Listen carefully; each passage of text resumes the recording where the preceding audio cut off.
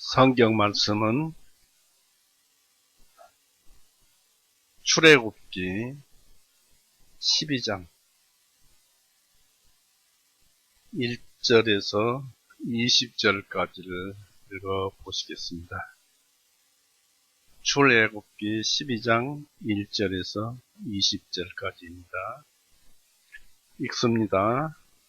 주님께서 이집트 땅에서 모세와 아론에게 전하여 말씀하시기를 이 달이 너희에게 달들의 시작이 되게 하고 그것이 너희에게 해의 첫 달이 되리라.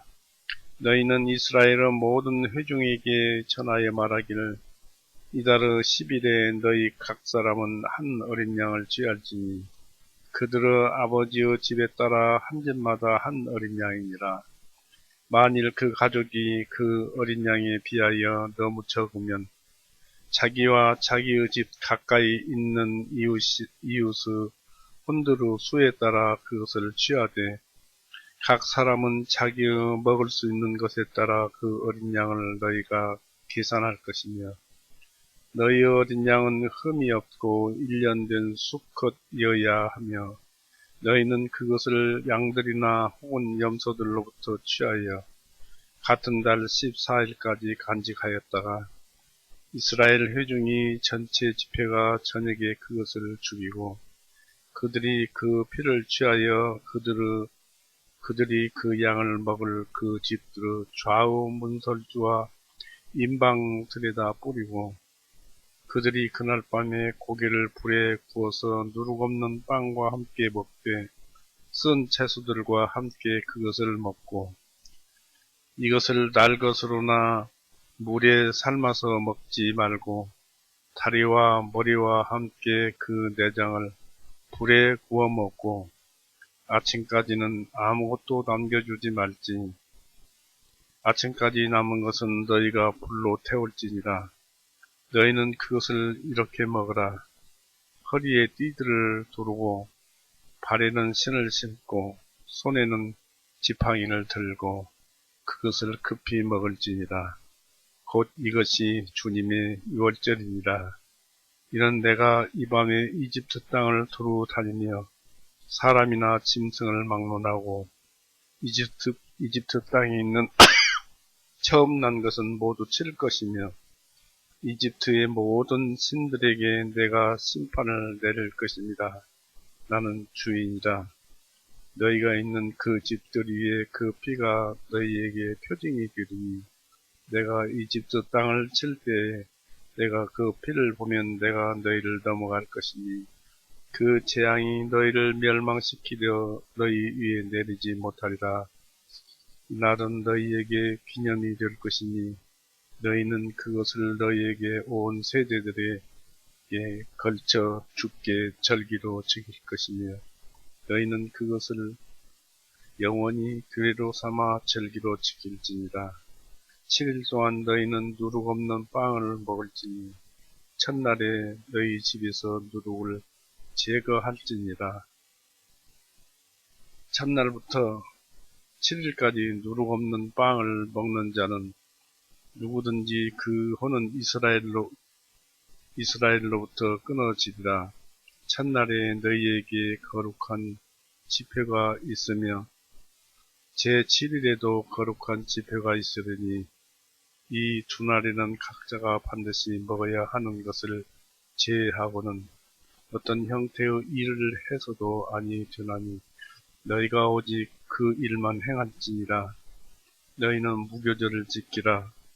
이는 그날에 내가 너희 군대들을 이집트 땅에서 인도하여 나왔기 때문이다. 그러므로 너희는 영원히 규례를 삼아 너희 대대로 이 날을 지킬지니라.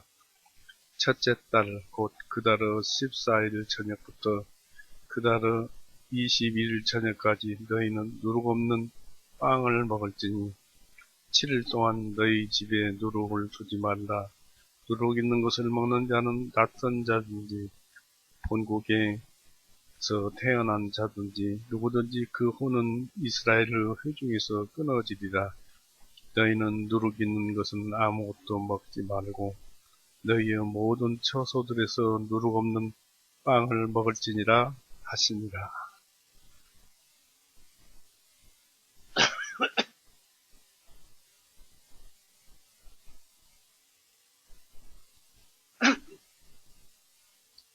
기도하시겠습니다. 사랑이 많으신 하나님 아버지, 오늘도 은혜의 날, 구원의 날을 주시고 또 우리에게 이 성경을 통해서 구약시대 때부터 오직 전하는 한 말씀, 우리 구세주 예수 그리스도를 믿으라는 그 말씀을 계속 써내려 왔으니 그것을 믿게 하기 위해서 모든 말씀을 하시고 또 하셔서 신약에 오셔서 그 본체이신 예수님께서 오셔서 피 흘리고 죽으심으로 우리의 모든 죄를 다 용서해 놓으셨다 하시고 그것을 우리 마음속에 믿고 알게 하셔서 우리의 의가 되게 하셨고 그로 인해서 우리로 하여금 그 크신 하나님의 사랑을 알게 하셨습니다. 이 세상을 살면서 그 수많은 신이 사악하고 부패한 우리 마음에 의한 죄들을 단 한 가지 다만 믿음 하나로서 우리를 의롭다 하시는 그 하나님의 넓으신 도량과 사랑과 그 은혜는 이루 말할 수 없고 우리는 갚을 수도 없고 우리는 그저 주님의 은혜에 감업할 뿐입니다. 오늘 또 저희 이렇게 모였습니다. 모여서 말씀을 들을 때 은혜 가운데서 주님께서 우리의 심령을 받아주시었고 또한 우리에게 주님의 은혜를 보여주셔서 우리로 하여금 믿음에서 믿음까지 들어가게 하여 주시옵소서.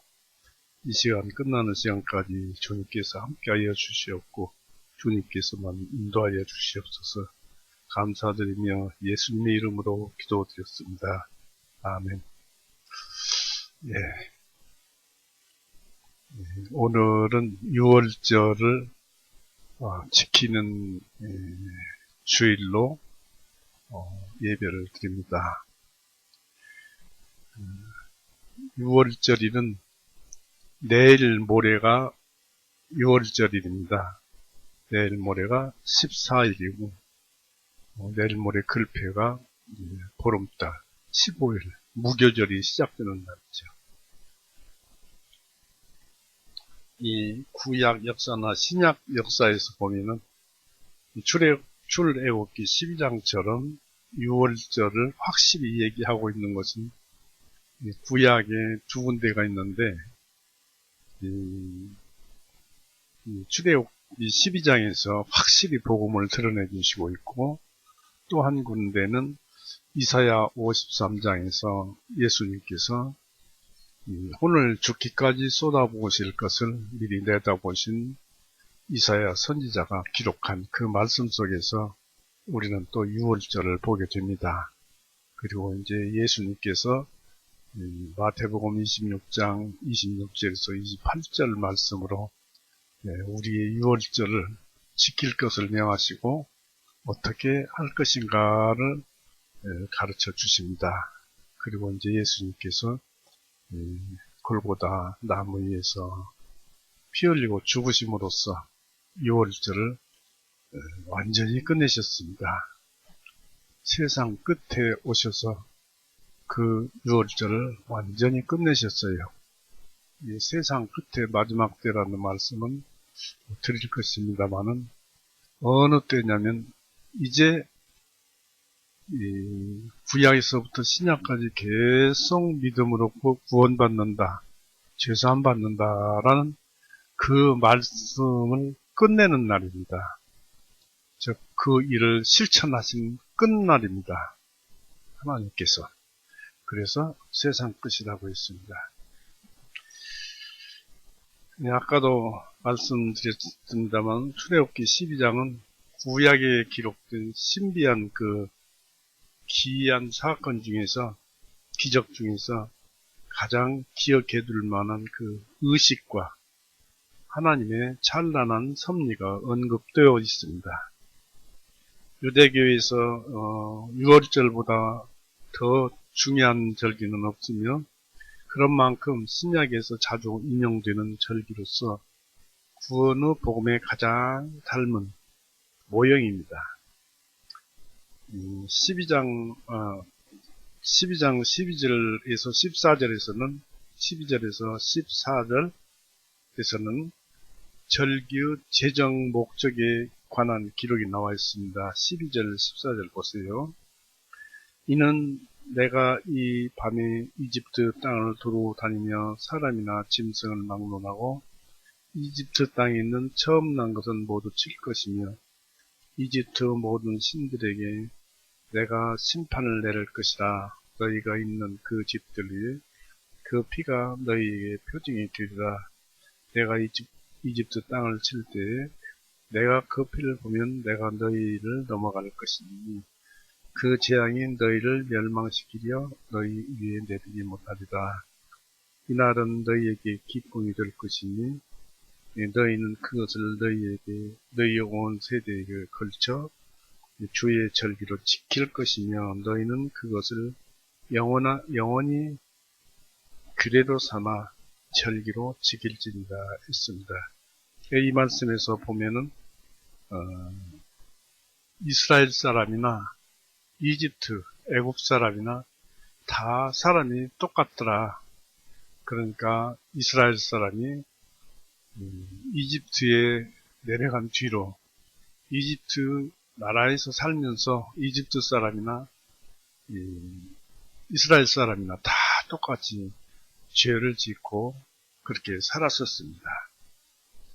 그러나 이제 하나님께서 아브라함에게 하신 약속을 생각하시고 이집트에서 이스라엘 사람을 불러내시기 위해서 그 믿는 자들, 이스라엘 사람 중에서도 믿는 자들, 그런 사람들을 불러내기 위해서 그날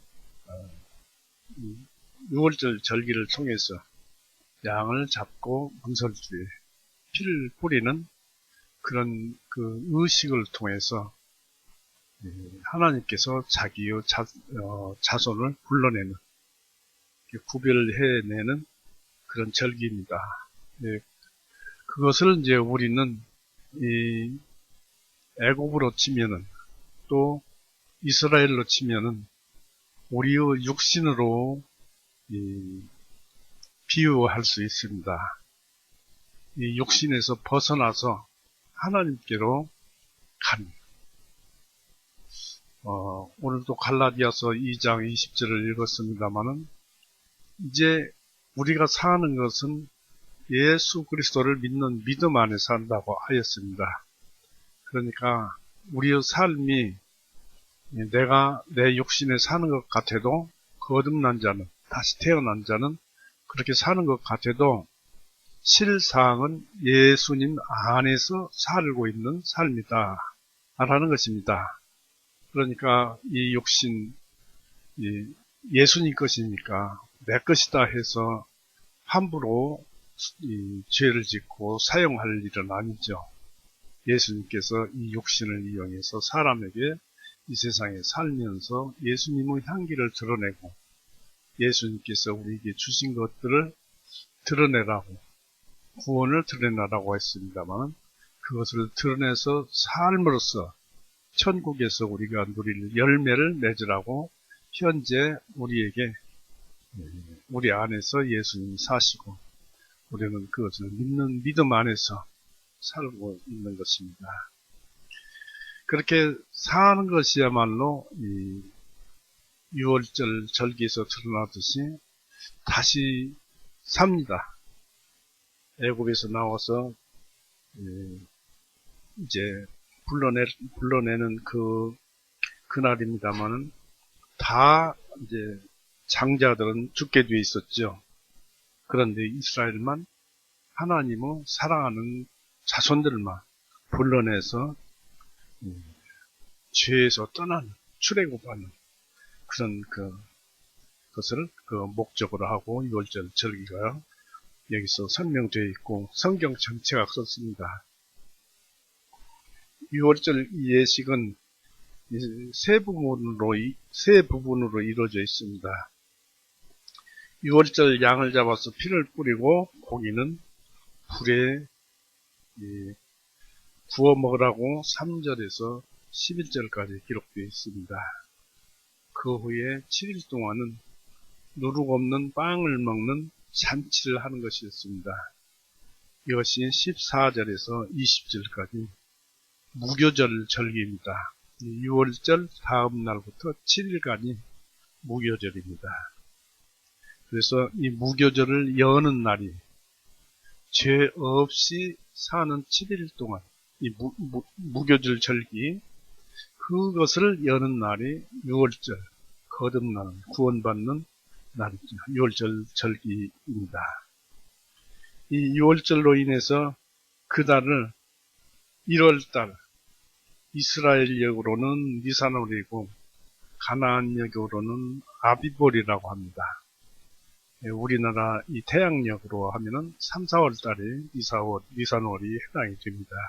근데 이스라엘은 그날 출애굽했고 또 보름달을 기준으로 했는지는 몰라도 니산월 1월달로 하라는 그날 출애굽하니까요. 그 달에 하라는 그 하나님의 명령에 의해서 전해졌습니다. 1절, 2절 보십시오.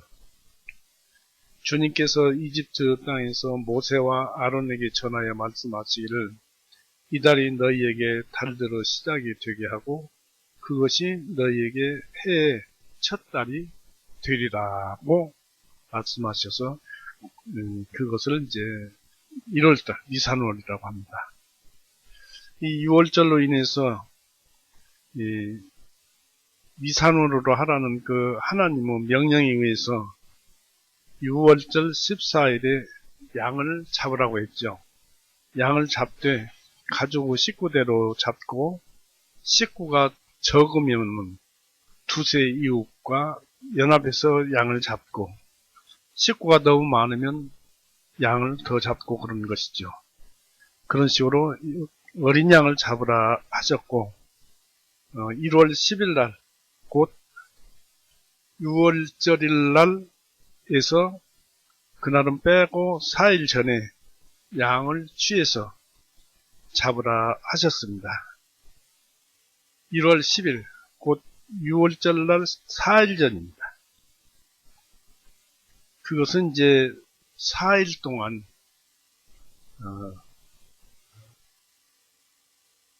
10일에서 14일까지는 5일간이 되는데 10일, 11일, 12, 13일 4일간은 무엇을 하냐면 양을 취해서 양이 흠이 있는지 없는지를 구별을 하고 6월절 날인 14일 날 저녁 때 오후 3시에서 6시 사이에 양을 잡으라고 했습니다.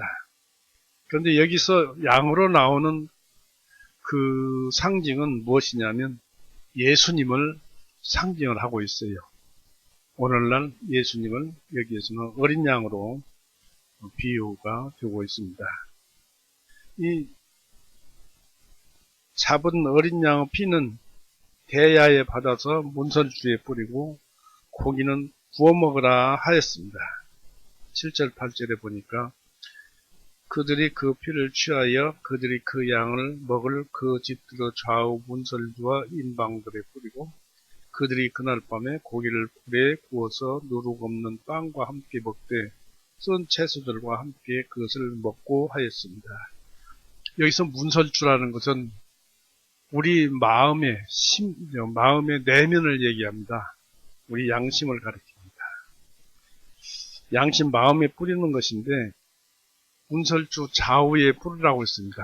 좌우, 문설주 하면 좌우 문설주입니다. 문은 그렇게 되어 있죠. 기둥이 양쪽에 있고 인방은 문턱하고 상부, 문턱이 아니죠. 그것은 상부에 걸어놓은 문인데 그것을 인방이라고 부릅니다. 그래서 상인방, 하인방, 문턱을 하인방이라고 그러는데 상인방에는 뿌리고 좌우 문설주에는 뿌리고 하인방에는 뿌리지 않습니다.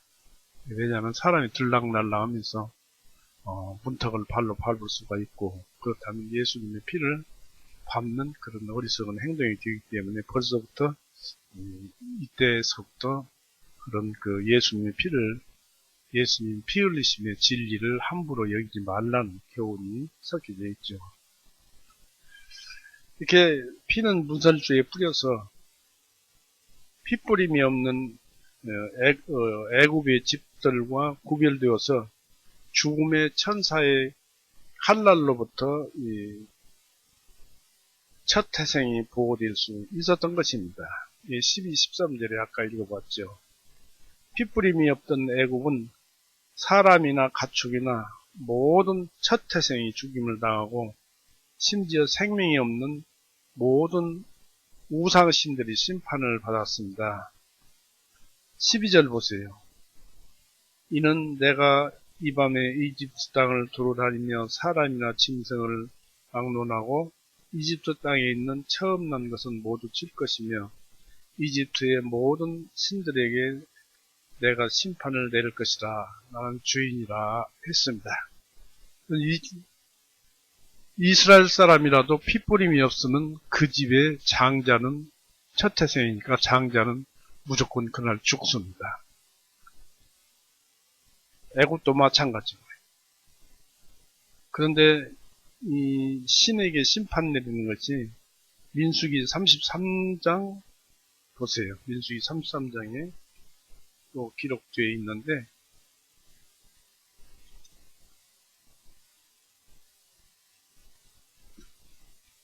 민수기 33장 3절 4절에서 봅니다. 그들이 첫째 달 15일에 라암셋에서 출발하였으니 6월절 다음 날에 이스라엘 자손이 모든 이집트 사람들은 목전에서 손을 높이 세우고 나왔더라. 이는 이집트 사람들이 주님께서 그들 가운데서 치셨던 그들은 모든 처음 난 것을 내장하였고 주님께서는 그들의 신들에게도 심판을 내리셨기 때문이라 했습니다. 신들에게 심판 내린다는 것은 쇠나 주물 같은 걸로 신상을 만들었으면, 우상을 만들었으면은 그걸 다 녹여버리고, 돌로 만들었으면은 다 부숴버리고, 나무로 만들었으면은 다 태우는 그런 심판을 말을 합니다. 그렇게 해서 우상신까지 전부 다 그날 심판을 내려버린 것입니다. 이 심판에 의해서 애굽 사람들이 말하기를 그날은 우리가 모두 죽은 사람같이 되었다고 하였습니다. 장남이 죽으면 그 집안이 사실상 무너진 것이나 마찬가지입니다. 이 장남은 그 집안의 힘이라고 했습니다. 33절 보세요. 12장 33절. 이집트 사람들은 백성들을 재촉하였으니 그들이 백성들을 그 땅으로부터 서둘러 내보내려 하여 그들이 말하기를 우리 모두가 죽은 사람이 되었도다 하니라 했습니다. 우리가 이 표적 기사에서 알 수 있는 것은 온 땅에 임하는 환난의 날에도 하나님께서는 당신의 백성에게는 구원받은 자들에게는 하나의 표를 주어서 보호하신다는 것을 알려주셨습니다. 그러니까 어떤 힘들고 어려운 날이 있어도 그리스도인들은 하나님께서 보호하신다는 것입니다. 이 백성들은 하늘에서나 하늘 아래서 숨겨질 것이고 심판의 형벌에서도 최소한 보호될 것입니다. 무슨 뜻이냐면 겨우 구원만 받고 신앙생활을 없는 사람도 지옥에는 들어가지 않는다. 그런 얘기입니다. 또 그런 사람까지도 이 세상 환난 날에는 보호를 받을 수 있다는 얘기입니다. 그리고 사람들이 일반으로 당하는 환난 날에 핏뿌림을 받은 성도들은 핏뿌림 받은 것이 안전 보장이 됩니다. 또한 하나님 편이라는 표시를 주시고 양심의 해방과 만족감을 주십니다. 또한 하나님의 은혜의 보호자에 나갈 수 있는 담대함을 주시고 핏뿌림이 보호장벽이 되게 하시고 세상의 자녀들과 구분되게 하셔서 그 사이에 칸막이가 되는 것이 바로 피뿌림. 예수님 믿는 것 그거 하나입니다. 피뿌림이라는 표시입니다. 이것이 믿음 또는 구원이라는 것입니다. 로마서 10장 7절 한번 보세요.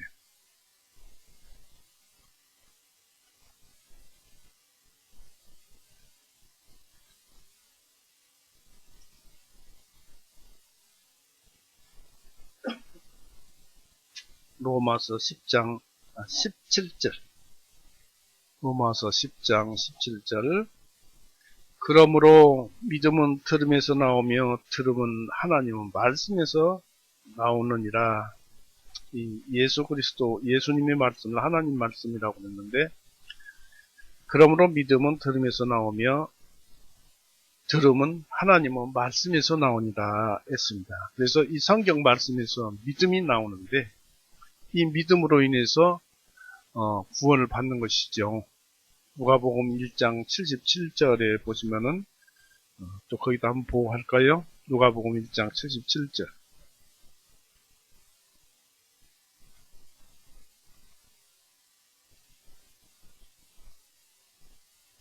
누가복음 1장 77절. 주님의 백성에게 그들의 죄들의 사함을 통해 구원을 얻는 것을 알려줄 것이기 때문이라 했습니다. 그러니까 죄를 사함 받으면은 구원을 얻는 것입니다. 죄를 사함을 받으면 구원을 얻는 것입니다. 그런데 이 믿음을 통해서 죄를 사함 받습니다. 왜냐하면 사람이 마음으로 믿어 의에 이르고, 사람이 마음으로 믿어 의에 이르고, 이 말씀은 믿음으로써 사람이 의롭게 되었다. 이는 죄가 용서되었다. 그런 얘기입니다. 믿음으로 말미암아서. 그리고 또 여러 군데도 믿음으로 죄를 사함 받는 것이라고 이 얘기를 기록을 해놨지요.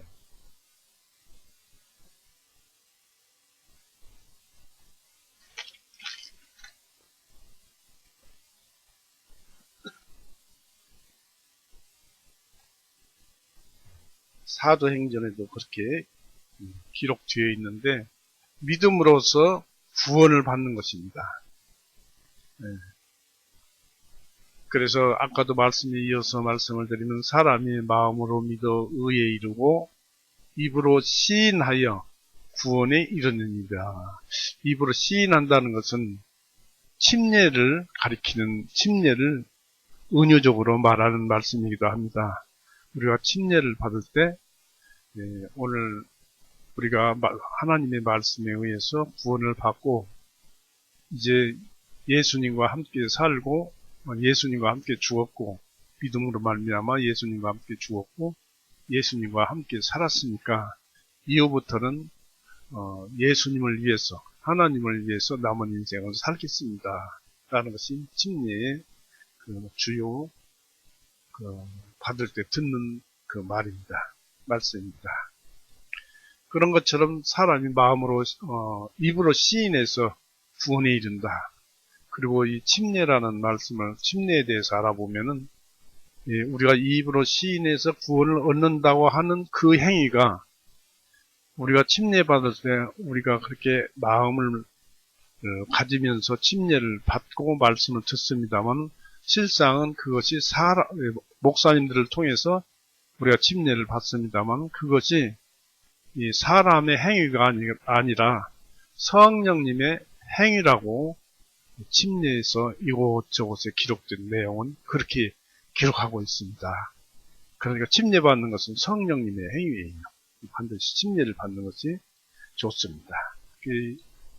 우리가 지켜야 할 것은 침례와 유월절, 절기의 만찬밖에 없습니다. 그런데 얘기가 한참 길어졌습니다만은 말씀을 들음으로써 구원을 받습니다. 믿음이 생겨서 구원을 받습니다. 그리고 로마서 3장 25절 한번 보십시오.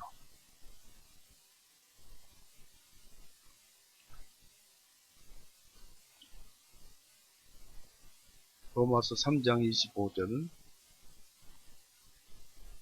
이 예수님을 하나님께서 그분의 피를 믿음으로 말미암아 한 희생예물로 내어 놓으셨으니 이것은 하나님께서 오래 참으사 지나간 죄들을 사하심으로 인하여 자신의 의를 밝히 드러내시며. 그러니까 이 말씀에서 예수님께서 우리의 죄들을 용서하신 것은 예수님의 의로움을 드러내신 것이다, 이것입니다. 그리고 우리가 예수님께서 그렇게 하신 것을 믿음으로 인해서 예수님의 의가, 우리가 믿음으로 인해서 예수님과 한 영이 되었기 때문에 믿음이 우리의 의가 전가된 거예요. 예수님께서 우리의 죄를, 잘 들립니까? 마이크 소리 안 들린가요? 예. 그러니까 우리가 예수님께서 모든 죄를 용서해 놓으신 것은 그것으로 인해서 예수님의 의를 우리에게 드러내 보이셨는데, 우리가 예수님께서 하신 그것, 바로 우리의 죄를 용서하셨다는 것을 믿음으로 예수님과 연합해서 예수님과 함께 죽고 또 예수님과 함께 살았는데, 그때 왜 살았냐면 예수님께서 그렇게 행하신 그 자체가 의로움이신데, 그 의가 우리의 믿음으로 인해서 우리에게 전가되어서 우리가 의인이 되었다. 그러니까 죄가 용서가 되었다라는 것입니다. 그래서 왜 이것을 말씀을 드리느냐면, 우리가 영원한 생명, 또 구원받으면 영생을 얻었다. 예수님께서 내가 길이요 진리요 생명이다 하신 그 모든 말씀 중에 생명이 무엇이냐 이것입니다. 우리 육신의 생명은 목숨이고, 또 영혼의 생명은 그리스 사람들처럼 이 영혼이 살아있는 그 영혼의 생명을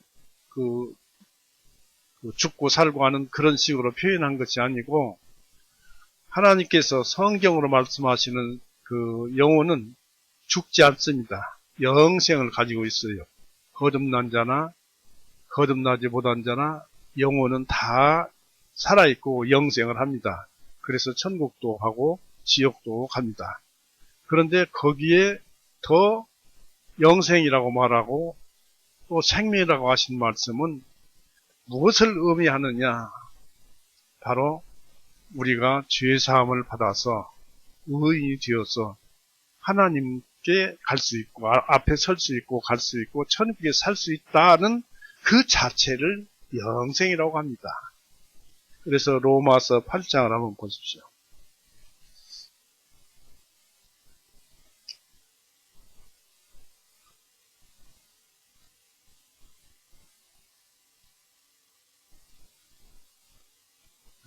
로마서 8장 9절에서 보면, 찾았죠?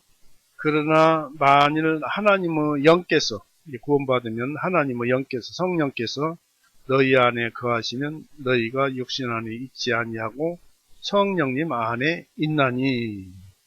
예수님 안에 있고 성령님 안에 있나니, 이제 만일 누구든지 그리스도의 영이 없으면 그는 그리스도의 사람이 아니니라. 이 그리스도의 영이라는 것은 바로 성령님을 가리키기도 합니다만, 여기서 특별히 나타내는 말씀은 우리의 모든 죄를 용서하신 예수님의 사역, 죄를 용서해 놓으신 모든 사역들, 그 자체가 영이에요.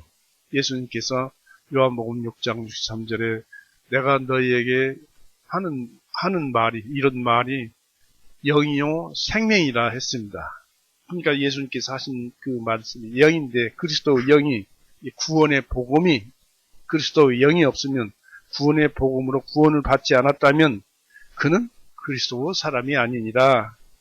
만일 그리스도께서 너희 안에 계시면 몸은 죄로 인하여 죽은 것이나, 성령님은 했는데 이 성령님이 아니라 사람의 영을 가리킵니다. 우리의 영은 의로워졌잖아요. 이제 예수님의 의가 거듭남으로 인해서 우리에게 전가되어 가지고 우리가 의로워졌는데, 우리의 영입니다. 성령님이 아니라 우리의 영은 의로 인하여 죄사함을 받아서 의로 인하여 생명이니라. 바로 이 생명입니다. 바로 우리가 천국에 갈 수 있다. 하나님 앞에 설 수 있다. 천국 갈 수 있다는 것이 우리의 영생입니다. 그래서 이런 것에 이제 그것을 말씀을 드리고 싶었습니다. 그래서 로마서 10장 17절에서 3장 25절, 그래서 여기에서도 무엇을 가지고 말씀을 드리냐면 마태복음 22장 한번 보세요.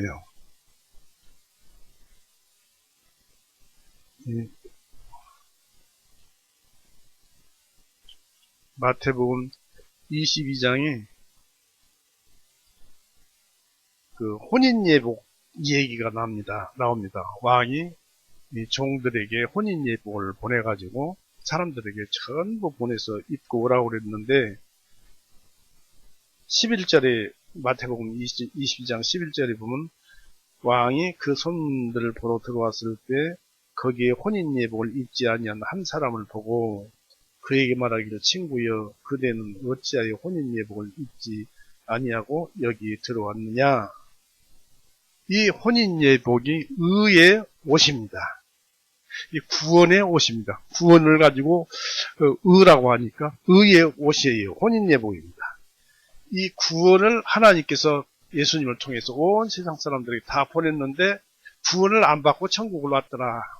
그 얘기죠. 그러니까 쫓아내버리고 슬피 울며 이를 갈게 되리라. 어둠 속에서 슬피 울며 이를 갈게 되리라 했습니다. 이것을 이사야서 63장 한번 보십시오. 이사야서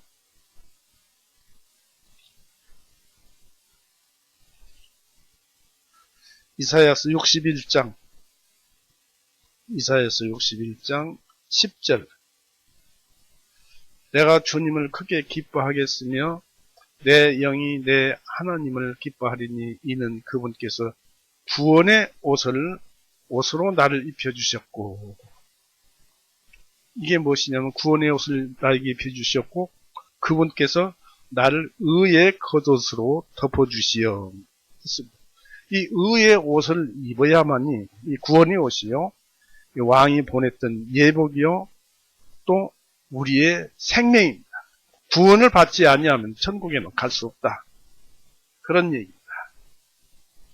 이것이 핏부림이라는 6월절 절기에서 말하는 핏부림이라는 표시입니다.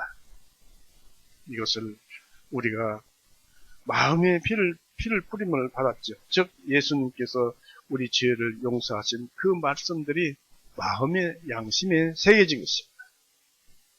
그래서 우리가 구원을 받은 것입니다. 그래야만이 천국을 들어가는 거예요. 이 6월절 말씀으로 들어가 보겠습니다. 이 6월절은 온 세상 사람들이 지켰으면 좋겠습니다. 이 6월절에는 무교절을 7일간을 지킬 것이 첨가되어 있습니다. 이 무교절에는 누룩 없는 빵만을 먹었던 날을 기념하는 것입니다. 출애굽기 12장 14절에서 20절까지 무교절 얘기가 기록되어 있었죠. 읽어봤었죠.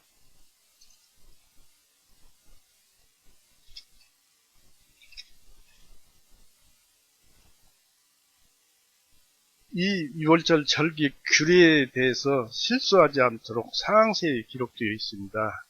그것은 이스라엘이 애굽에서 매우 어리석게 성장해서 신앙 문제에 있어서는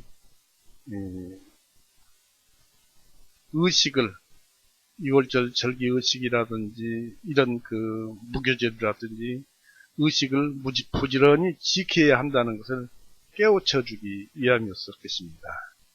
이 의식에는 복음적 교훈이 많이 포함되어 있죠.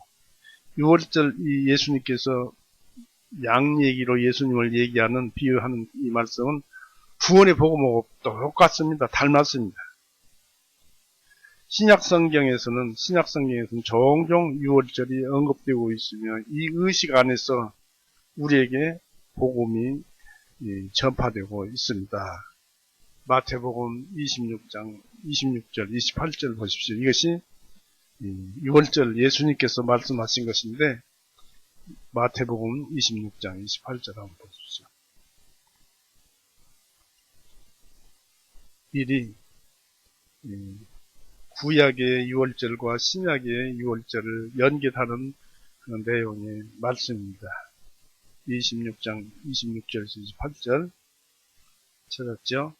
제자들이 먹을 때 예수님께서 빵을 취하셔서 축복하시고 떼어서 제자들에게 주시며 말씀하시기를 받아서 먹으라. 이것은 나의 몸이니라 하시고 잔을 들어 감사를 드리시고 제자들에게 주시며 말씀하시기를 너희는 다 이것을 마시라. 이는 이것이 죄들을 사함받게 해주려고 많은 사람을 위하여 흘리는 나의 피 곧 새 유언의 피이기 때문이다. 예수님의 죽으심을 얘기를 하고 있습니다. 그리고 떡은 바로 예수님께서 죽으시는 그 모든 얘기, 예수님께서 살아오신 그 모든 얘기가 말씀, 그것을 떡으로 비유한 것입니다. 이것이 바로 예수님께서 당신의 6월절을 여기에 기록해 놓은 것입니다. 그래서 우리는 이 말씀에 따라서 반드시 피도 마시고 떡도 먹고 그래야 됩니다.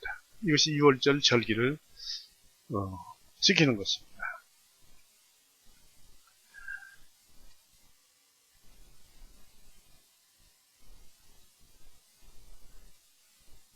이제 우리가 이 의식 안에서 우리에게 복음이 전파되고 있다는 것을 읽어봤습니다만은 구약 의식, 그 율법 등 없어질 것들을 결국을 끝까지 볼 수 없었던 그 구약 사람들에게만 이 율법의 절기가 정해진 것이 아니었습니다. 우리가 묘하게 이것을 엿볼 수가 있는데 히브리서 4장 2절 한번 보세요. 히브리서 4장 2절 보세요.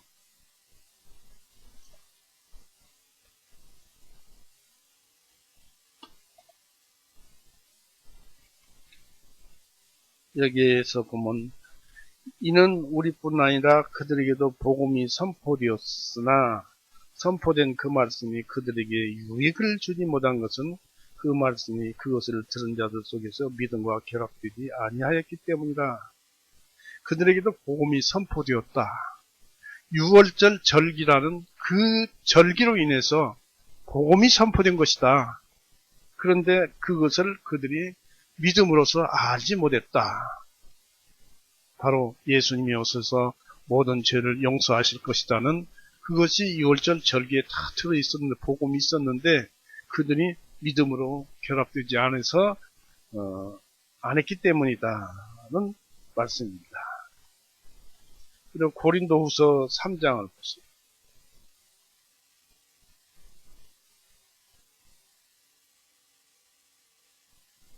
고린도후서 3장 13절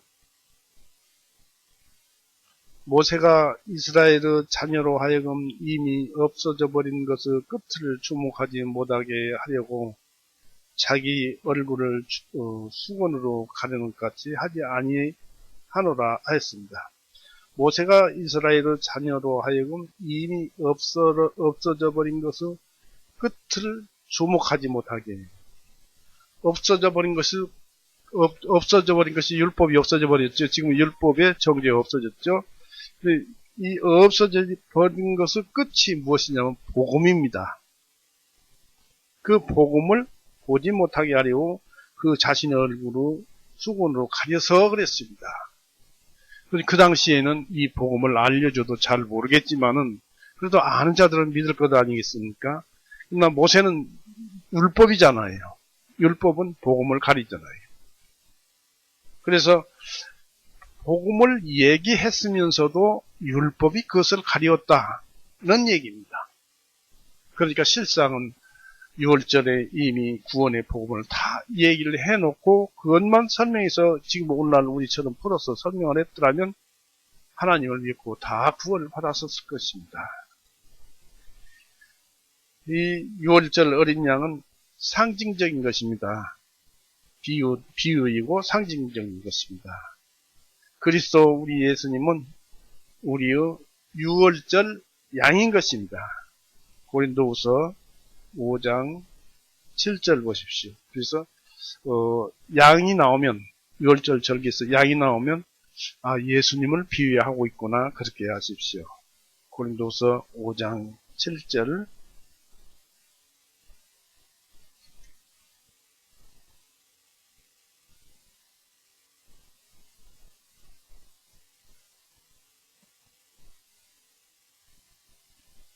고린도전서 5장 7절입니다.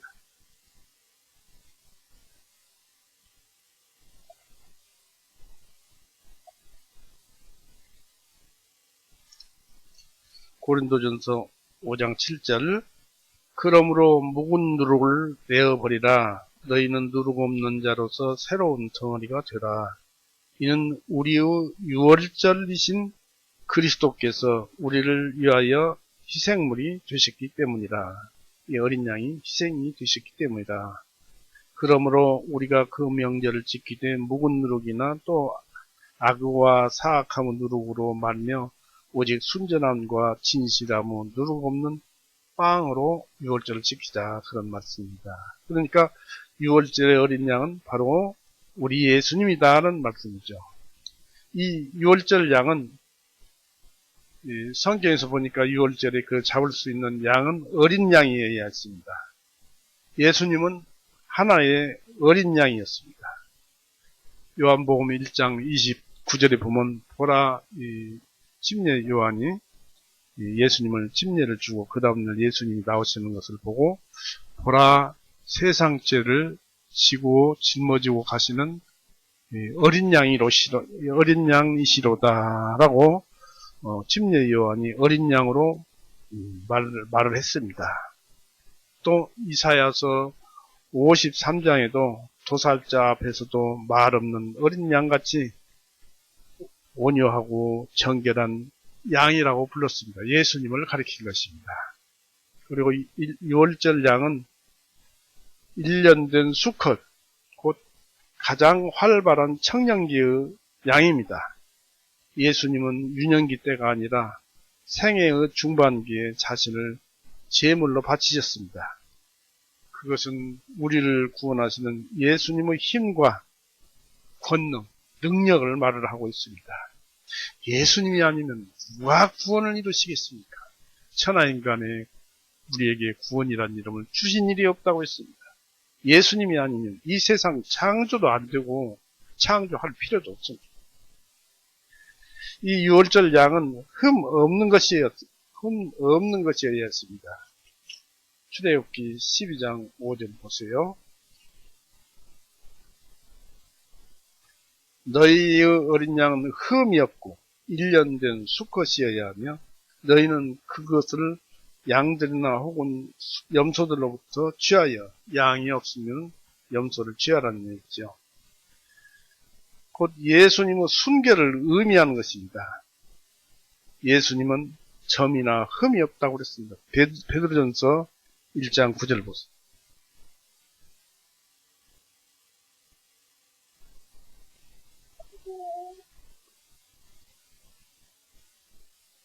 베드로전서 1장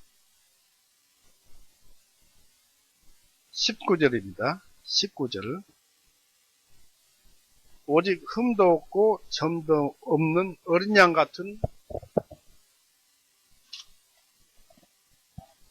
그리스도 보배로운 피로 준 것입니다. 흠이 없다는 얘기입니다. 예수님을 재판한 그 빌라도는 예수님을 제물로서 흠이 있는지 없는지를 가려내는 정밀 심사관처럼 예수님은 무죄를 선언하였습니다. 마태복음 27장 24절에 빌라도가 예수님을 재판을 하면서 바라바를 놔줄 것이냐 예수님을 놔줄 것이냐 하니까 죄 없으신 예수님을 죽이라고 유대인들이 그랬고 바라바를 놔주라고 해서 그렇게 되어 있었습니다. 그때 왜 빌라도가 이 사람은 죄 있다, 이 사람은 죄 없다 판결할 텐데 왜 예수님을 놔주기 위해서 그렇게 했을까요? 바로 예수님이 죄가 없다는 것을 그의 마음속으로 선언했던 것입니다. 이 어린 양은 4일 전에 6월절 4일 전에 미리 구별을 해야 합니다. 3절에서 6절 보세요. 12장 3절 6절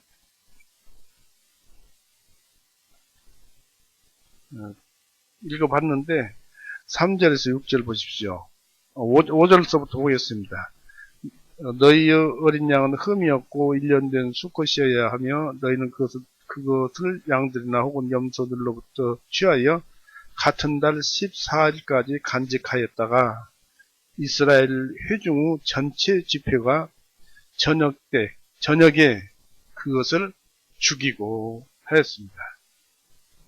이것은 예수님께서 하나님의 뜻에서나 약속에서나 구원자가 되시도록 지명되었음을 의미합니다. 특별히 한 양을 취해서 4일간 흠이 있는지 없는지 가려보는 기간을 두는 것은 예수님을 지명하신 것입니다. 지명하기 위해서인 것입니다. 세상 사람들로 알도록. 이 예수님은 6월절 날에 골고다 나무에서 못 박히셨지만 그날보다 4일 전, 즉 6월절 양이 따로 구별되는 바로 그날에 장엄하게 예루살렘에 입성하셨다는 사실은 매우 주목할 만한 사건입니다. 바로 나귀를 타고 호산나 다윗의 자손이요. 그런 호산나라는 뜻은 우리를 죄에서 구원하소서라는 뜻입니다. 마가복음 11장 보십시오. 양을 취한 10일날 이때 예수님은 예루살렘에 죽으시기 위해서 입성하셨어요. 취했다는 얘기죠. 양을 취한 그 하나의 그림자입니다. 마가복음 11장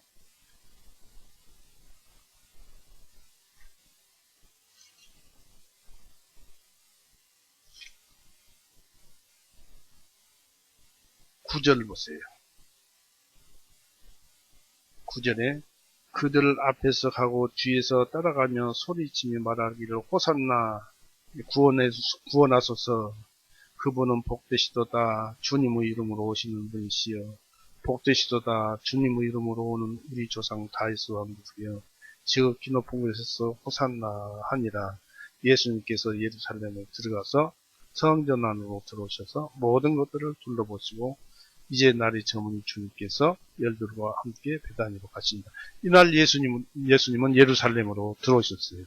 그러니까 6월절 양 취한 날과 예수님께서 예루살렘으로 오신 날이 잘 맞습니다. 그리고 이제 그런 기록이 여기저기 있습니다만은 이 어린 양은 불에 구워져야 했습니다. 삶아서 먹는 것도 안 되고 죽여서도 안 되고 죽여서 불에 구워서 피를 담아놓고 6월절 양을 잡아서 피는 대야에다 담고 고기는 죽여서 불에 구워져야 합니다. 6절에서 9절이 나왔죠.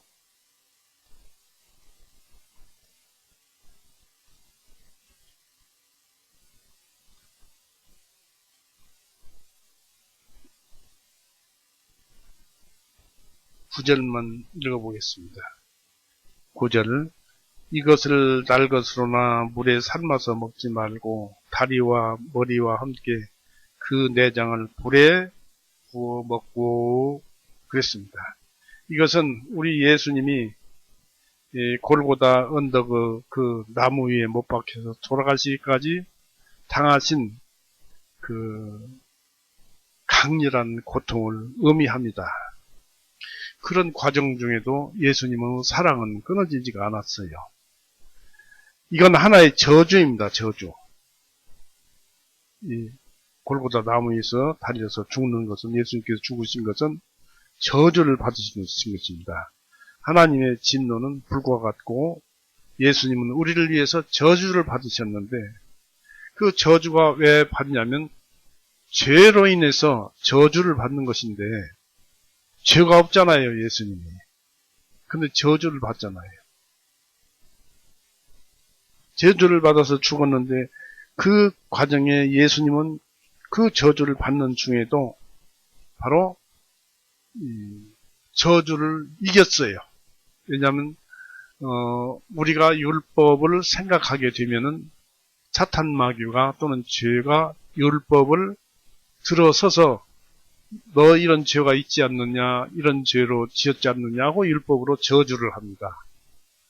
그러니까 우리도 율법이 없으면 죄로 알지 못했지만은 율법이 들어오니까 죄를 알지요. 그로 인해서 저주를 받죠. 율법이 저주를 받죠. 그런데 그 저주를 예수님에게 퍼부었던 것입니다. 예수님께서는 하나님의 아들이라는 그 말을 했다고 저주를 퍼부은 것입니다. 그러나 저주를 퍼부었지만 예수님께서는 그 저주 대신에 온 세상을 사랑하는 그 마음으로 사랑하니까, 또 그런 것을 이겨내니까 모든 그 저주에서 저주를 저주로 돌리지 않고 전부 이겨버린 것입니다. 이게 예수님의 능력이에요. 우리는 그렇게 하지 못하지요. 그로 인해서 우리가 사랑을 받는 것입니다. 구원을 받는 순간에, 예수님을 믿음으로써 구원을 받는 순간에 예수님의 의가 우리에게 전가되었다고 그랬습니다. 그렇듯이 예수님이 저주를 받으면서 그때 모든 세상을 사랑하셨는데, 그 믿음으로 인해서 예수님의 사랑이 우리에게 전가가 되어서 예수님의 사랑을 우리가 받았어요. 그 사랑을. 로마서 5장 한번 보세요.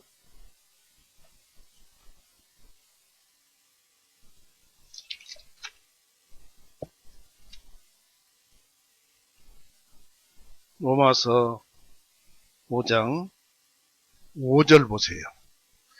그런 사랑을 예수님은 크신 사랑을 받았는데도 그 사랑이 안 나온다는 것이 이상한 일이죠. 나와야죠. 조금이라도. 5장 5절. 또 소망이 부끄럽게 만들지 아니하니, 왜냐하면 우리에게 주신 성령님에 의하여 하나님의 사랑이 우리 마음에 부어졌기 때문이라. 이 하나님의 사랑이 했는데, 바로 예수님은 하나님이시고 사랑을 누가 하셨어요? 이 세상을 누가 움직여요? 예수님이시죠. 예수님이 저주를 받으실 때 온 세상을 사랑하셔서 그 저주를 물리치신 것입니다. 바로 예수님의 사랑을 받은 거예요. 하나님의 사랑이, 예수님의 사랑이 우리 마음에 부어졌기 때문이라. 그래서 구원을 받게 되면은 사랑도 받았고 성령님도 받았고, 당연히 성령님은 들어오시지만은 의도 받아서 우리가 의롭게 된 것입니다.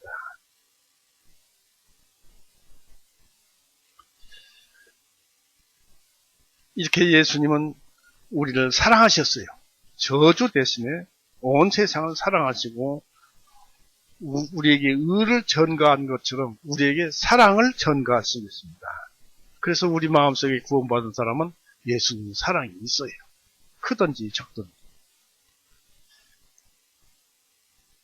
그리고 이제 그 어린 양은 이스라엘 그 전 회중이 저녁 때, 곧 오후 3시에서 저녁 번제 들릴 때, 저녁 때 곧 오후 3시에서 6시 사이에 잡아야 했습니다.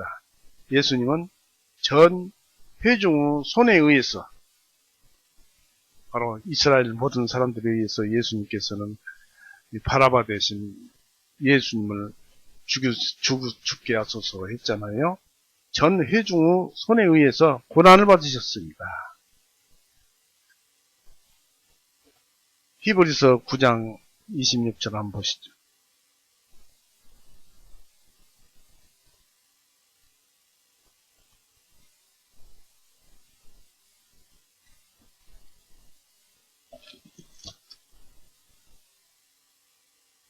(9장 26절)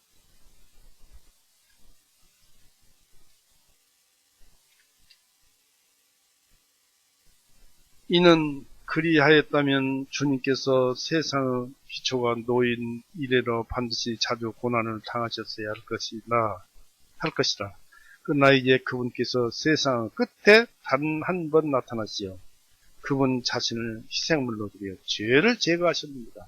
아까도 말씀드렸죠. 세상 끝에 나타나셨다. 그러니까 말씀에 의해서 구원을 받을 수 있는 마지막 수단을 내놓을 수밖에 없는 그 시간 끝에 예수님께서 오신 것입니다. 그래서 우리 모든 죄를 용서해 놓으신 것입니다.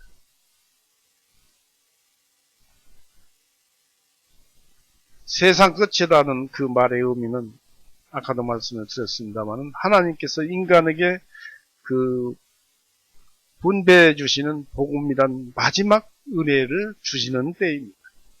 예수님 이후 다른 어떤 것도 보내시지 않는 마지막 때인 것입니다. 복음 외에는 구원이 없어요. 이제 그 어린 양은 뼈를 하나라도 꺾어서는 안 되었습니다. 46절에 기록되어 있죠. 이것은 분명히 예수님께 실천되었습니다. 예수님께서 골고다 나무 위에 달리셨을 때 죽지 않은 사람은 뼈를 꺾었는데 예수님께서는 와서 다리를 꺾으려고 보니까 죽으셨길래 그냥 창으로 옆구리를 찔러서 물이 나오게 하고 뼈를 꺾지 않았지요. 그 의미는 뼈가 꺾이지 않는 그 의미는 결코 좌절되지 않는 예수님의 인간을 사랑하는 강력한 의지를 의미하는 것입니다. 이 피를 뿌리게 함도 하나 큰 대별된 어떤 상징적인 것이 있습니다. 이 복음이요 진리가 그 속에 들어있습니다. 어린 양의 피가 흘렸다는 것만으로는 충분하지 않습니다. 피는 반드시 뿌려져야만 했습니다. 문설주와 임방에 뿌려져야만 했습니다. 이것은 그리스도의 죽음이 죽으심으로 끝난 것이 아니라 우리의 영혼에게 뿌려져서 효력을 준다는 것을 의미합니다. 바로 우리가 믿어야 이 효력을 발생하지요. 그래서 우리 마음에 뿌려지는 것이죠. 예수님의 죽으심이 내 죄를 위해서 죽으셨구나 하는 것이 새겨질 때 예수님의 죽으심은 내 마음 안에 뿌려지는 것입니다. 곧 구약 6월절 어린 양의 피가 문설주와 임방에 뿌려진 것입니다. 우리는 속죄함, 하나님과 화목함을 받아야 합니다. 죄가 용서되어서 화목되어야 해요. 그리고 그 어린 양의 피를 그리스도에 담아서 우슬조 묶음으로 적셔서 뿌리라 했습니다. 22절 한번 보십시오.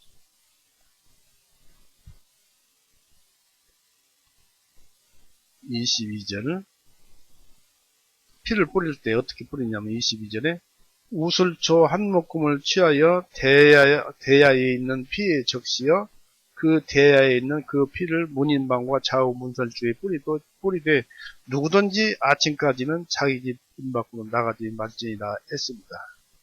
바로 우슬초로 피를 묻혀가지고 뿌리라고 했습니다. 이게 이제 무엇을 뜻하냐면 이 피의 보관소는 대야와 같은 영원한 계약입니다. 피로 계약하잖아요. 예수님의 죽으심으로 우리가 하나님과 계약을 하잖아요. 바로 이 대야는 이 성경 말씀을 의미할 수 있습니다. 영원한 계약이잖아요. 계약인데 피로서 계약을 맺는 것입니다. 우리를 위해 준비하신 구원과 특권이 또 은혜가 보존되어 있습니다. 이 그릇에, 지금도 그릇에 피는 담겨져 있습니다. 하나님과 우리가 화목하게 줄 수 있는 피는 담겨져 있어요. 이미 하나님께서는 뿌려져서 보았고, 우리가 그 예수님의 사역을 믿음으로 말미암아서 그 피가 우리 마음에 뿌려져야 합니다. 그러면 계약이 이루어지는 것입니다. 우슬초 묶음은 우리의 신앙, 곧 믿음의 행위입니다. 우리는 믿음으로 우리 마음에 예수님 피를 뿌려야 합니다. 예수님께서 우리 죄를 위해서 대신 죽으셨다는 것이 뿌려져야 합니다.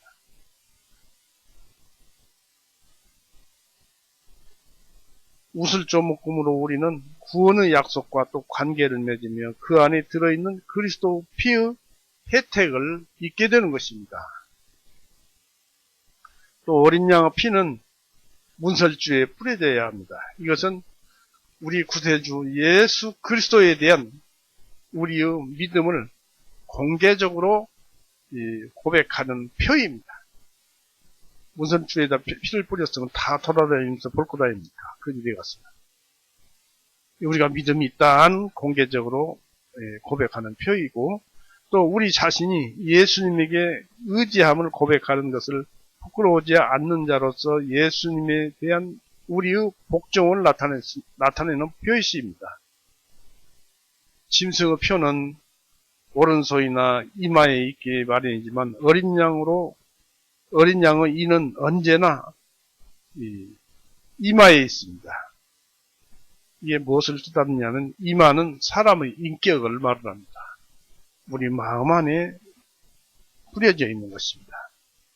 계시록 7장 3절에도 이마에 쓰여져 있다고 그랬습니다. 그래서 지옥으로 가는 샛길은 있어도 천국으로 가는 샛길은 없습니다. 오히려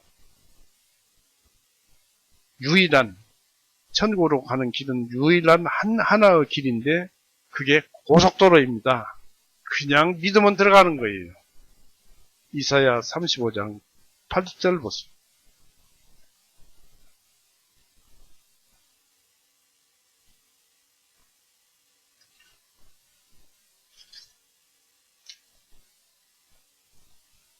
간단하잖아요. 예수님께서 피 흘리고 우리 죄를 용서하셨다는 이거 한 가지가 참 쉬우니까 안 믿는 거예요. 안 믿는 거예요. 너무 쉬우니까. 너무 쉬우니까 산골에 아무것도 배운 일자 무식인 사람들도 이 사람들도 이런 말씀 듣고 그냥 구원을 받는 거예요.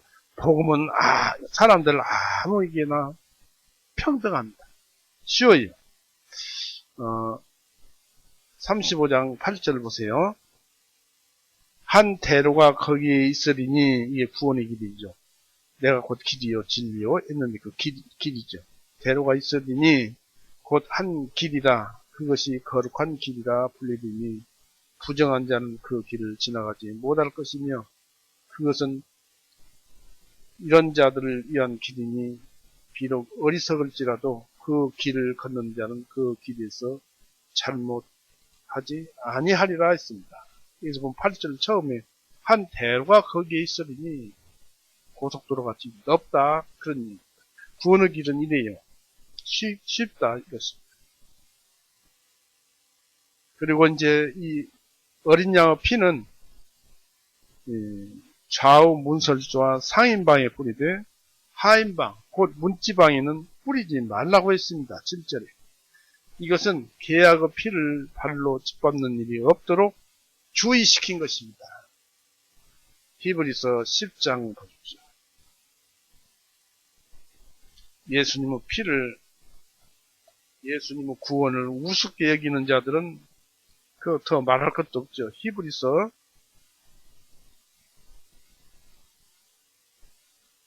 10장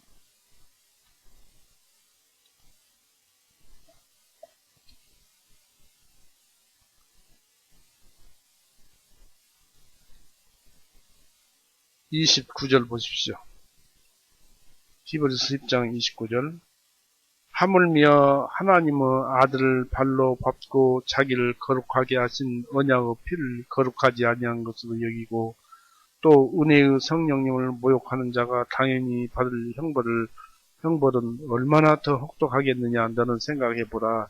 이는 원수 갚는 것이 내게 있으니 내가 갚으리라 주가 말하노라 하시고 또다시 주님께서 주가 자신의 백성을 심판하리라 말씀하신 그분을 우리가 알기 때문이라. 이것은 살아계신 하나님의 손아래로 떨어지는 것은 두려운 일이로다 했습니다. 지옥으로 떨어지는 것은 두려운 일이로다 했습니다. 그러니까 하나님의 그 구원을 가볍게 생각지 말라는 것입니다. 그 피가 귀중한 피이므로 우리도 귀중히 여겨야 합니다. 성경 말씀 귀중히 여기고 책을 봐야 합니다. 뿌려진 그 피는 멸망시키는 천사에게서 이스라엘을 보호해주는 그 방편이 되었습니다. 그 피가 있는 곳에서는 아무런 죽음도 아무런 일도 없었던 것입니다. 그리스도 피가 우리 양심에 뿌려질 때 우리는 하나님의 진노하심이나 율법의 저주와 지옥으로 정죄함에 있어서 보호를 받는 것입니다. 구원받은 사람 절대 진노나 화나 이런 것을 당하지 않습니다. 로마서 8장 보세요.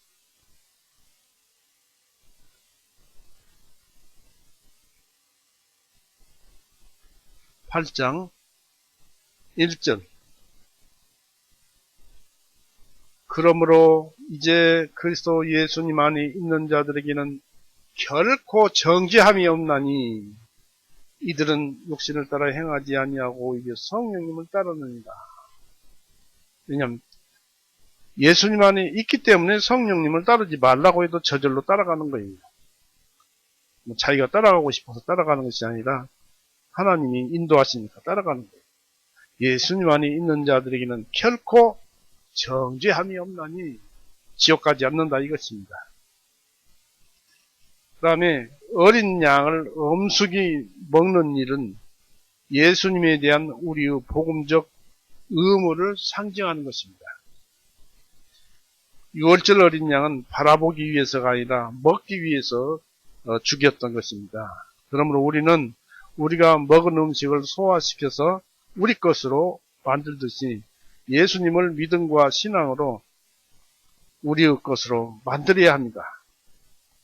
이처럼 우리가 음식물에서 영양을 섭취하는 것처럼 그리스도로부터 영적인 힘과 영양분을 얻어야 할 것입니다. 또 더해서 배고프고 목마를 때 우리가 먹고 마시는 것처럼 예수님 안에서 기쁨과 만족을 얻어야 하는 것입니다. 요한복음 6장을 보세요.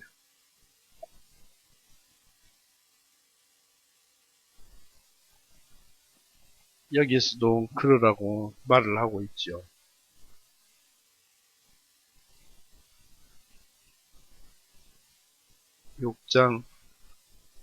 요한복음 6장 53절에서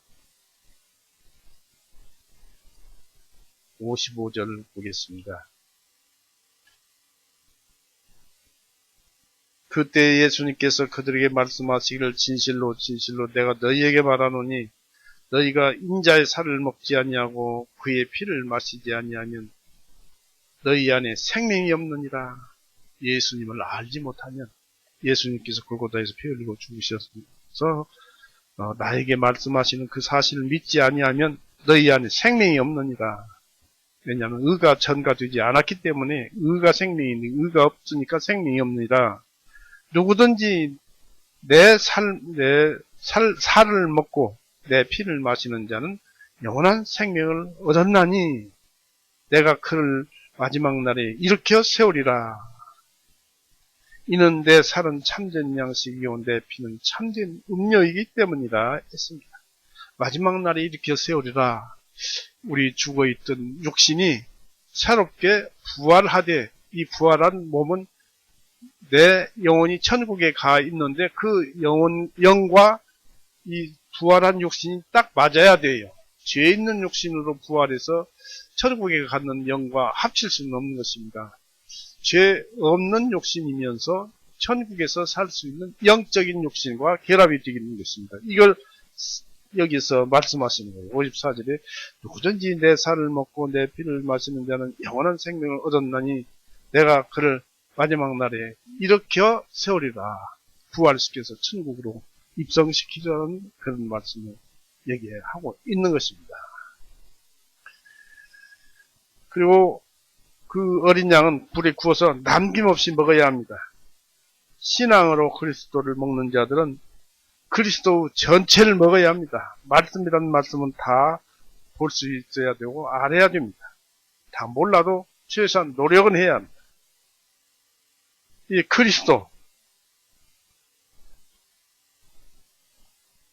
그리스도를 알아야 되는데 그리스도가 어떤 분이십니까? 말씀이시고 사랑이시고 의로우신 등이죠. 이 예수님의 멸류관은 물론 예수님은 멍에도 우리 것이 되어야 합니다. 즉 다시 말해서 예수님의 고통과 힘들었던 그 일까지도 우리는 전부 다 취해야 합니다. 예수님이 골고다에서 고통을 받았지요. 그런 고통도 우리 것이 되어야 합니다. 그런 것도 먹어야 한다 이것입니다. 우리가 힘들고 어렵고 참을 수 없는 때 참아야 되고 우리가 자비를 베풀 때 자비를 베풀고 사랑을 할 때 사랑을 하는 그런 모든 것을 예수님의 모든 것을 먹어야 합니다. 그리스도 예수님과 사역이 그리스도 예수님과 예수님의 사역이 나누어졌었느냐 이것입니다. 아니지요.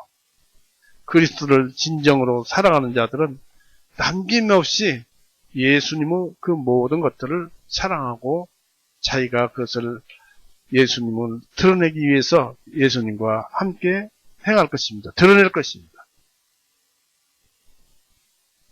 그리고 예수님의 그 어린 양을 불에 구워진 어린 양은 즉시 먹어야 하고 내일 아침까지 미뤄서는 안 된다고 10절에 얘기했습니다. 10절 보시죠.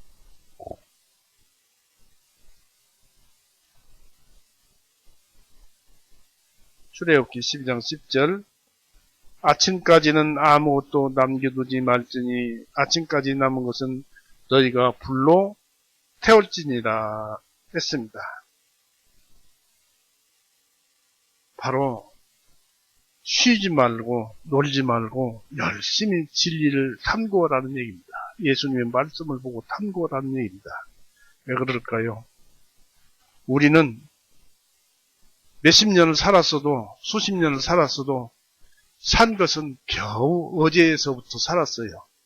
지나간 날들이 수없이 지나갔어도 우리 마음속에 생각은 옛날치는 생각 안 나고 빨리 생각하면 옛날치는 생각 안 나고 어저께지만 어제 일만 상세히 생각이 나요. 어제부터 살았어요. 그래서 욥기는 이렇게 말을 합니다. 욥기서 보세요. 8장.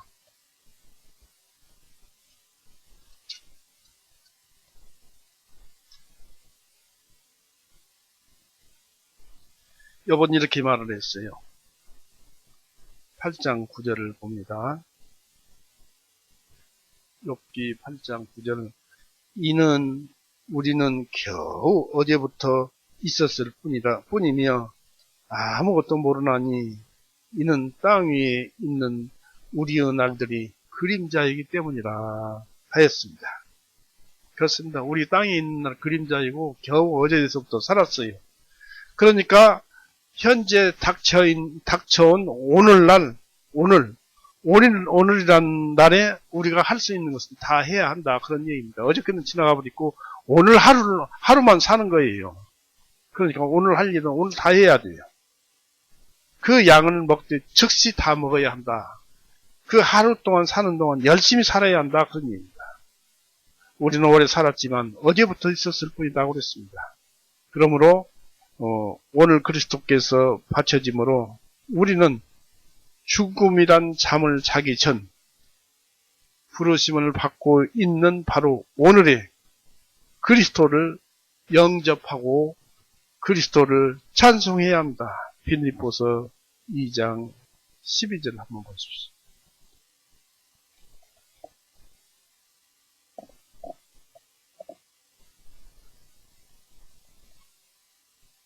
빌립보서 2장 12절. 이러므로 나의 사랑받는 자들아, 너희가 항상 순종한 것 같이 내가 있을 때뿐만 아니라 내가 없는 지금도 더욱더 두려움과 떨림으로 너희의 자신을 구원을 통하여 드러내라. 항상 순종한 것 같이 항상 순종하라는 말씀입니다.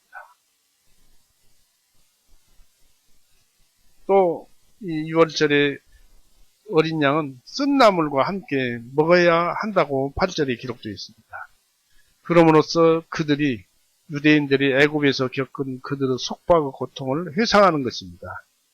그것은 바로 무엇을 얘기합니까? 그것은 우리의 지나온 삶에서 우리의 죄를 회상하고 내가 왜 죄를 지었던가 하는 그 슬픔과 아픔과 상한 심령으로 오늘날 내가 구원받았음을 감사함으로 또 고맙고 감사함으로 그리스도 말씀을 진리를 깨달아서 먹어야 한다는 것입니다. 이것은 6월절 양의 훌륭한 그 맛을 풍미를 더하는 것입니다. 죄는 쓸지라도 그리스도는 우리에게 꿀송이처럼 단 것입니다. 지난날에 생각해 보세요. 막 죄가 송충이 기어가듯이 양심에서 이렇게 기어갈 때는 온몸이 저려옵니다. 그럴 때 우리 주님이 내 죄, 그 죄도 다 용서해 주셨지 하는 그 믿음이 되살아날 때는 그것은 죄지었던 지난날의 과거는 온데간데없고 주님 말씀, 그 말씀만 떠올라서 감사합니다 하는 그 마음으로 되돌아가서 얼마나 감사한지 모릅니다. 또 어린 양은 출발하는 자세로 먹어야 합니다. 왜냐하면 무교절 15일날 출애굽했잖아요. 애굽을 떠나서 이제 가나안 땅으로 들어가기 위해서 출발하기 위해서 출발하는 자세로 양을 먹으라고 했습니다. 우리가 신앙으로 그리스도를 먹을 때 우리는 바로 멍에를 벗어 던지고 죄의 법, 죄 짓고 싶은 욕망, 죄의 법이라는 그 로마서에서도 죄의 법이 나왔습니다만 그것은 죄를 짓고 싶은 욕망이 죄의 법이에요. 3대 욕망이 있죠. 육신의 정욕, 안목의 정욕, 이생의 자랑. 이 세 가지 정욕. 그것이 바로 멍에이에요. 그것을 벗어 던지고 또 그것의 지배를 완전히 벗어 버려야만 합니다. 모든 것이 그리스도 안에 있으므로 그리스도를 위해서 이 세상 일에 쾌념치 말아야 합니다. 그렇게 되었을 경우 우리가 버렸을 경우에는 주님께서 더 좋은 곳으로 갚아주십니다. 히브리서 13장 한번 보세요.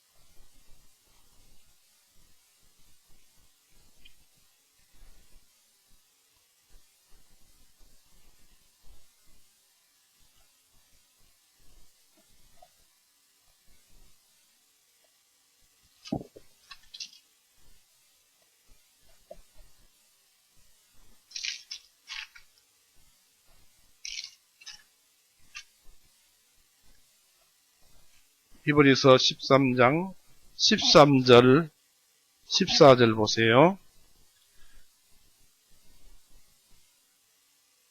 그러므로 우리도 그분의 치욕을 짊어지고 진영 밖에 계신 치욕이라는 것은 예수님께서 그 치욕을 받았어도 사랑으로 그들을 용서했잖아요. 그분의 사랑을, 그분의 치욕을 짊어지고 진영 밖에 계신 그분에게로, 예수님에게로 나아가자.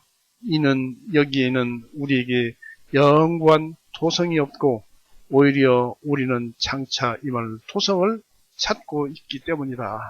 천국이 우리를 기다리고 있기 때문에 이 세상에 있는 것은 우리가 마음을 쓰지 말자 하는 것을 여기서 말을 하고 있는 것입니다. 그래서 우리는 나그네처럼 그렇게 살아야 합니다. 또 급히 먹어야 합니다. 출발하는 자세로 먹어야 합니다. 그리스도를 위해서 그런 것 저런 것 세상 일에 묶여서 그렇게 걸어가지 말자는 얘기죠. 누룩 없는 빵의 잔치는, 곧 무교절의 잔치는 그리스도인의 생활을 상징합니다. 고린도전서 5장 7절 8절 보았죠. 우리가 우리 유월절은 어린 양인데 묵은 누룩으로 하지 말자 그런 말씀이 있죠. 우리가 예수님을 구주로 영접하고 모셨다면은 우리는 거룩한 기쁨으로 잔치를 베풀고 예수 그리스도 안에서 항상 스스로 기뻐할 것입니다. 이 날들에는 아무 일도 해서는 안 됩니다. 바로 오늘 같은 교회에 나오는 날은 다른 일을 하기보다는 말씀에 전념하는 것이 좋습니다. 16절에 아무 일도 하지 말라고 그랬습니다. 출애굽기 12장 16절에 그렇게 기록되어 있죠. 이 거룩한 즐거움에 방해되어 좋아질 수 있는 근심이나 걱정은 용납될 수가 없습니다. 만약 진실한 신자들이 끊임없는 잔치를 가지지 못한다면 그것은 그 자신들의 잘못인 것입니다. 바로 그것은 누룩 없는 빵의 잔치여야 합니다. 무교절은 즉 악이란 누룩이 없는 사랑과 희생과 위선이란 누룩이 없는 성실로 지켜져야 합니다. 유월절에 관한 율법은 매우 엄격했으며 유대인들의 관례도 그러했습니다. 그 누룩은 그들의 집에서도 발견되지 말아야 하는 것이었습니다. 우리가 그리스도를 위해서 거룩한 생활의 진리에 참여하려면 우리에게 모든 낡은 죄악이란 그 누룩을 아주 단호하게 제거해 버려야만 합니다.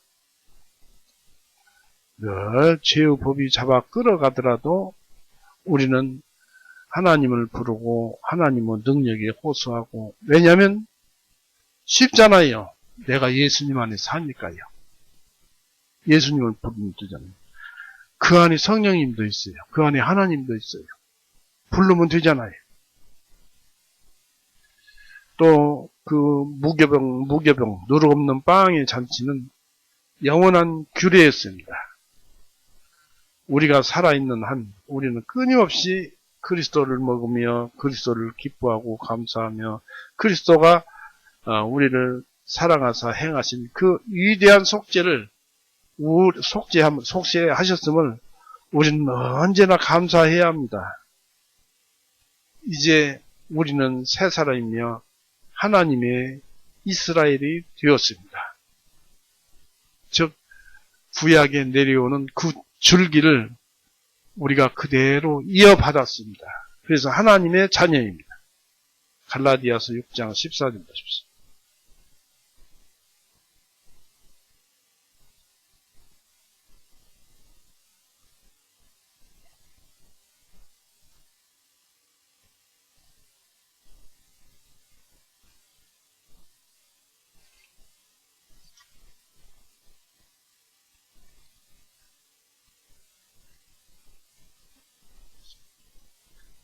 갈라디아서 6장 14절에서 18절을 봅니다. 그러나 하나님께서는 금하시느니라. 나에게는 우리 주 예수 그리스도 십자가의 구원 이외에는 결코 자랑할 것이 없나니 그리스도로 말미암아 세상이 나에 대하여 남에 달려 못 박혀 있고 나도 또한 세상에 대하여 그러하니라. 이는 그리스도 예수님 안에서는 할례나 무할례가 아무 효력이 없으며 오직 새로운 피조물만 있기 때문이라. 거듭난 사람을 얘기하죠. 16절에 이 기축에 따라 행하는 모든 이들에게와 같이 그들 위에 있는 평화와 긍휼이 하나님의 이스라엘 위에 있을지어다. 우리가 하나님의 이스라엘이 위에 있을지어다. 이제부터는 아무도 나를 괴롭게 하지 말라. 내가 내 몸에 주 예수님의 흔적을 지니고 있느니라. 예수님의 못자국 흔적을 지니고 있는데 내 마음에 기록되어 있잖아요. 그 흔적이 있잖아요. 형제들아 우리 주님 예수 그리스도 은혜가 너희 영과 함께 있을지어다. 아멘. 그렇습니다. 벌써 우리는 예수님이 항상 우리 안에 있어야 할 것입니다.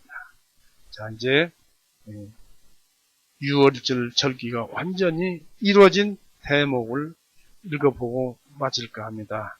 출애굽기 12장 다시 한번 보세요.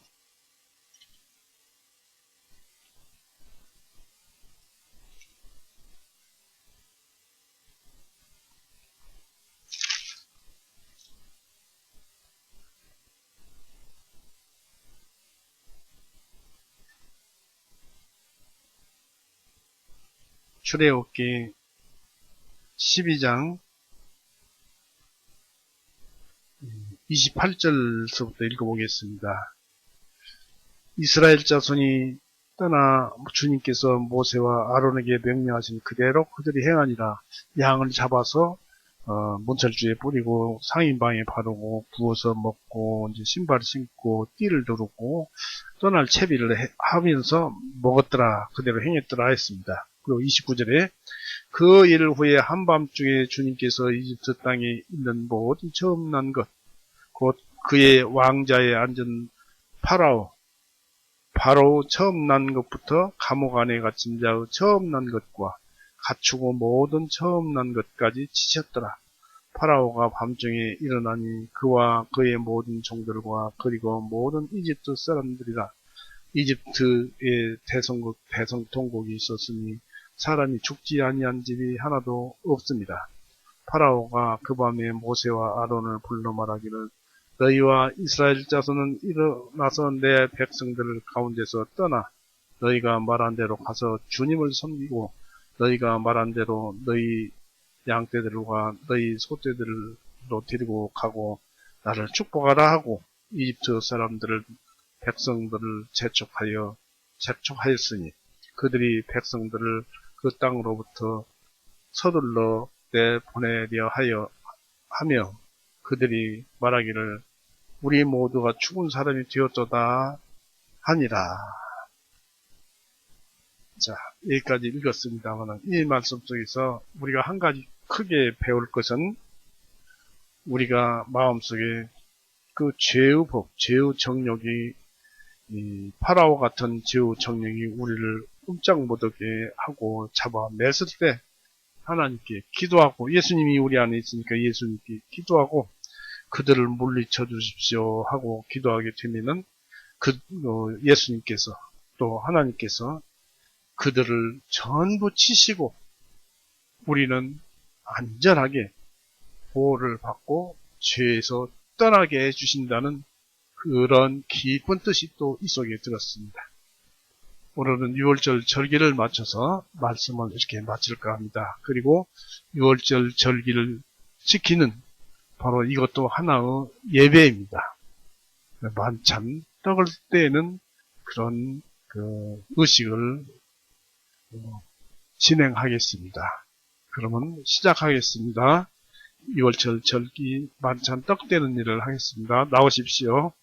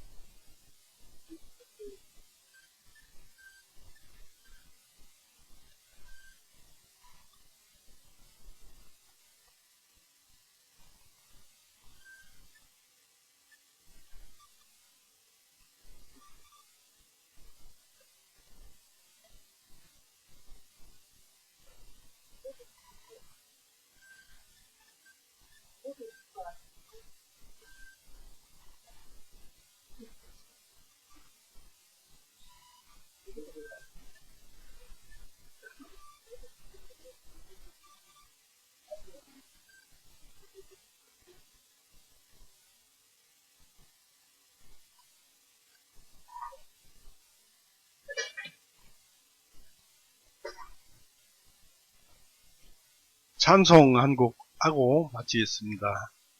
찬송은 136장 한 절만 보겠습니다.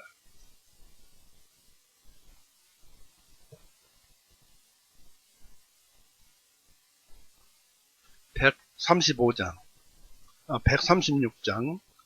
찬송 136장, 거기 너 있었는가? 1절만 부르겠습니다. 1절, 5절만 같이 부르겠습니다. 시작합니다. 거기 너 있었는가? 그때에 주가 그 십자가에 달릴 때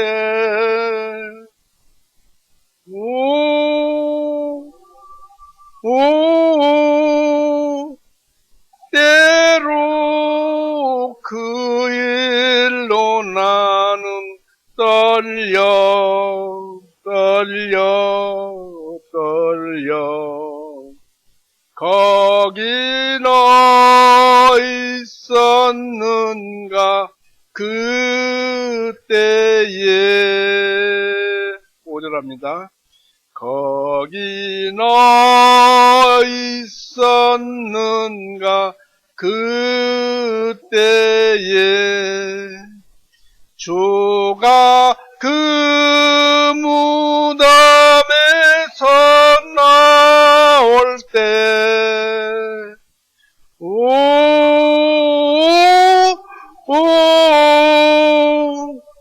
때로 그 일로 주께 영광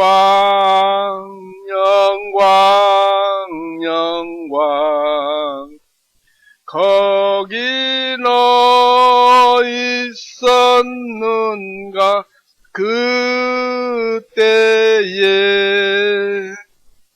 마치겠습니다. 기도하시겠습니다.